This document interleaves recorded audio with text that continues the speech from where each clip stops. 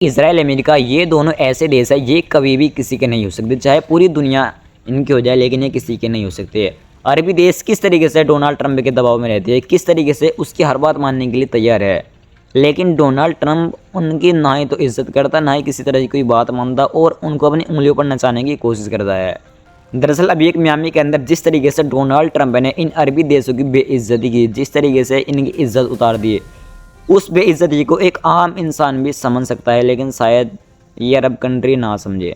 दरअसल मियामी के अंदर डोनाल्ड ट्रंप ने मोहम्मद बिन सलमान को ये कहा कि उन्हें नहीं लगा था कि उन्हें मेरी चापलूसी करनी पड़ेगी। ये शब्द कहे डोनाल्ड ट्रंप ने कि मोहम्मद बिन सलमान को नहीं लगा था कि उन्हें मेरी चापलूसी करनी पड़ेगी। इसका मतलब तो यही है कि मोहम्मद बिन सलमान डोनाल्ड ट्रंप की चापलूसी कर रहे हैं।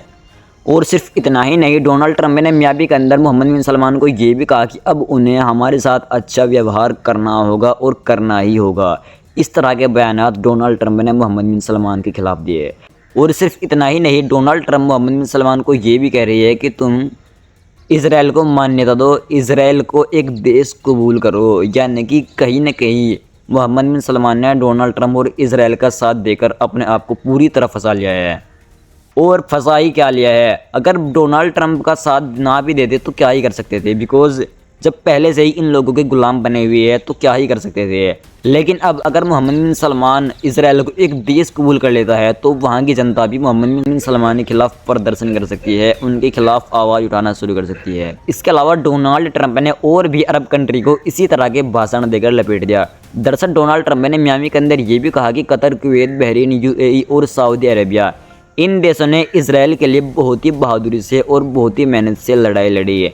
यानी कि अब तक ये अरब कंट्री वाले छुपा रहे थे ना कि हम इसराइल का और अमेरिका का साथ नहीं दे रहे, लेकिन हो सकता है कि साथ ना दे रहे हो, लेकिन अपने बेसों का और अपनी जगहों का तो इस्तेमाल करने दे रहे हैं ना। लेकिन डोनाल्ड ट्रंप ने अपने इस बयान से इन लोगों को पूरी तरह बेइज्जत कर दिया। ये लोग अब तक कह रहे थे कि हम इसराइल का साथ नहीं दे रहे, इस बयान से ये बिल्कुल साबित हो गया कि कहीं ना कहीं किसी न किसी फील्ड में इन लोगों ने डोनाल्ड ट्रंप का इसराइल का साथ पूरी तरह दिया है।